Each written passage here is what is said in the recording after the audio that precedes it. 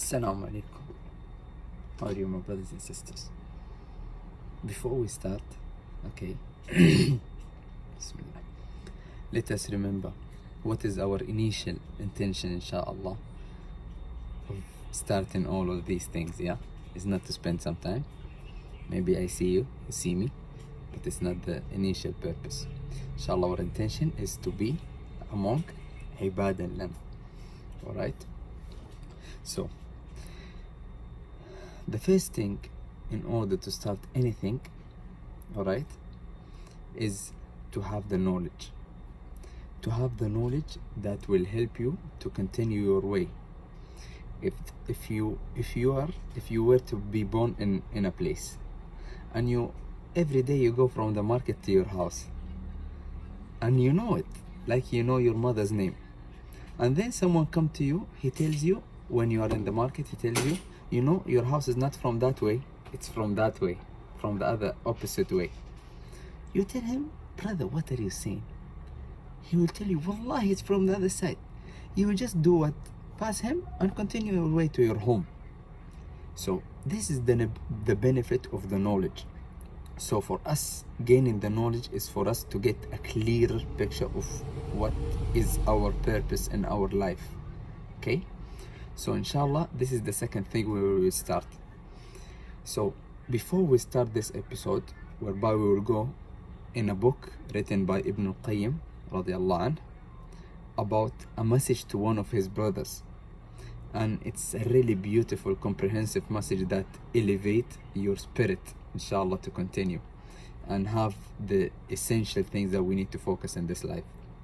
But before we start with this, I will make some sort of disclaimer. Okay, this disclaimer is about what? Once, from my teacher, once a person came. That person is a really great person. He's gonna bring for you, inshallah, after the will of Allah, anything that you ask for. He asked another person. He told him, ask me for anything. He told him, I ask you to accompany you in paradise. Accompanying the Prophet, peace upon him, in paradise, it means that you are gaining the highest ranking. It's okay, that person is Rubay'a radiallahu anh, Rubay'a ibn Ka'b radiallahu anh, if I'm not mistaken.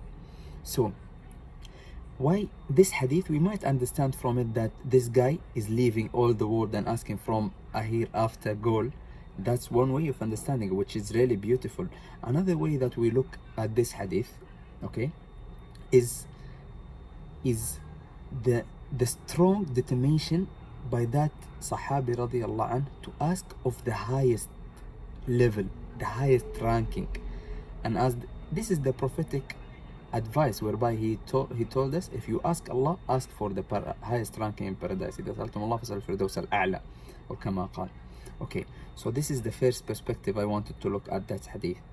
Then what the Prophet replied to him after his beautiful request, he asked him, أعني على نفسك بكثرة السجود. Help me with yourself with doing a lot of sujood. So this is represent the action that is necessary. As we said earlier, once we have the goal of loving Allah, there should be a consequences. Okay, so this is the first part, alhamdulillah. The second part, my teacher, when he told us this hadith, he said, I want you to imagine this person when this Sahabi radiallahu anh, when he requested that request from the Prophet, peace upon him. Do you think that his KPI, key performance indicator, the workshops that he will go through during his year, is equivalent to another person whereby it's as well Sahabi came to the Prophet, peace upon him, asked him about the 5 pillars of Islam. He told them the 5 pillars. He told them after that, Wallah, I will not do anything more. That's enough for me. So the Prophet told him, if he's true, told the companions, if he's true, then he will enter paradise. So both of them are entering paradise, but one having his intention, his goal is paradise, but not the first level of paradise, the ticket pass is like the highest one, right? And the other one is just want the ticket pass, right? So So I'm distracted now. Okay, so that represents our goals in life.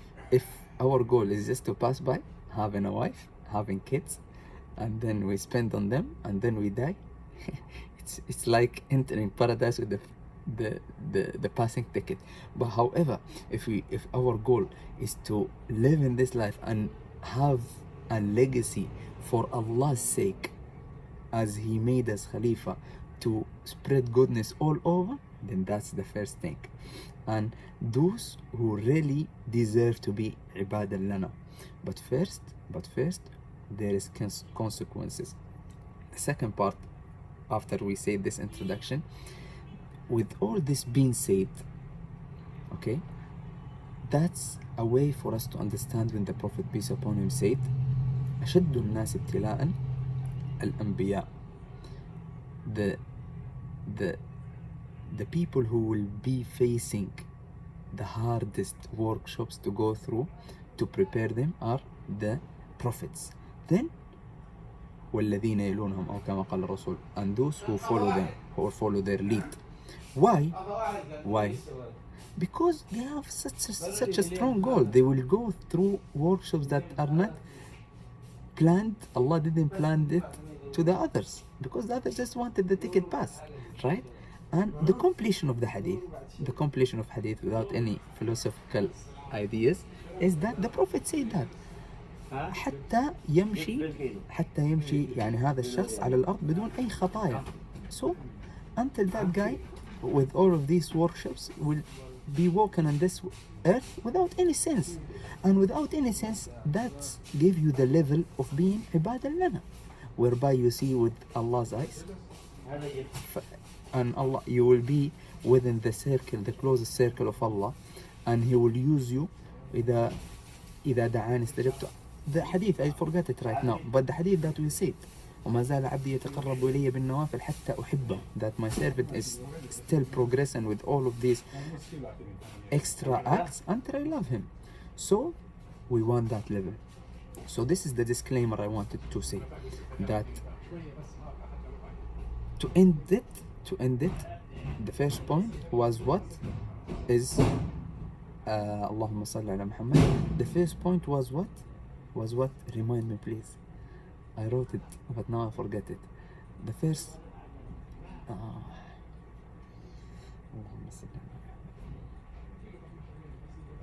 Anyway, I will go over it in the video later on. What I wanted to end with is the conclusion given by us from Allah, and the comment of Ibn Qayyim to it. He said, وَجَعَلْنَا مِنْهُمْ أَئِمَّةً يَهْدُونَ بِأَمْرِنَا لَمَّا صَبَرُوا. We made them a people to guide with my orders, as Allah is saying in Quran.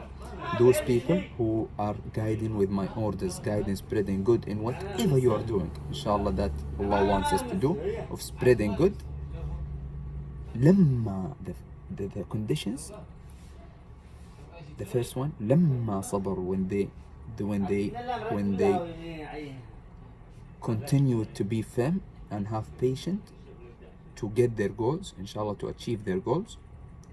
لما صبروا, for the sake of Allah, you hold on with all of the hardships that you will go through. وكانوا بآياتنا يقولون, and they were true believers of our words, of our promises to them, that we will inshallah give them victory in the way that Allah chose for us.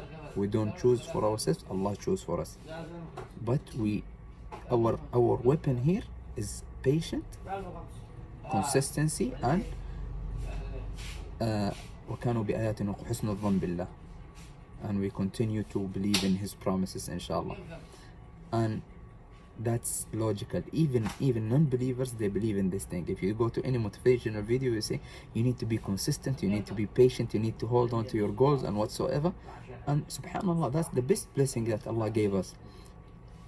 فإن كنتم تألمون اللهم صل على محمد. I need to remember the ayah. إن تكونوا تألمون, so if you feel pain, فإنهم يألمون كما تألمون, and they are feeling pain as well as you are feeling pain. But here is the best blessing that Allah gives you as a believer, inshallah, may Allah make us among them. وترجون من الله ما لا يرجون. You expect from Allah something beyond what they are expecting. We ask Allah to accept us and make us among His servants. His servants. This is our motive, slogan, this life, yeah? Motto. Alhamdulillah. We ask Allah to accept from us. Bismillah wa sallallahu. I forgot to say this. I ask Allah to accept from us and help us to attain this level. Wallahu a'lam.